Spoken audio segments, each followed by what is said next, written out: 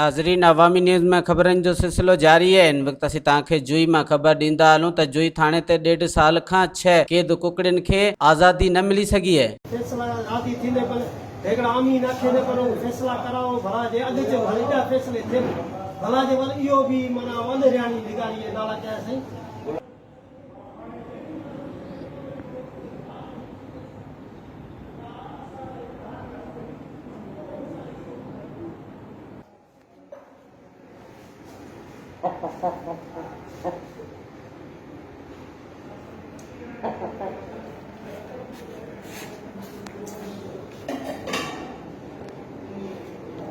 वधीक ख़बरनि ऐं तफ़सील जे लाइ विज़िट कयो असांजी वेबसाइट awamiNewsHD.com ऐं ॾिसंदा रहो अवामी न्यूज़ HD।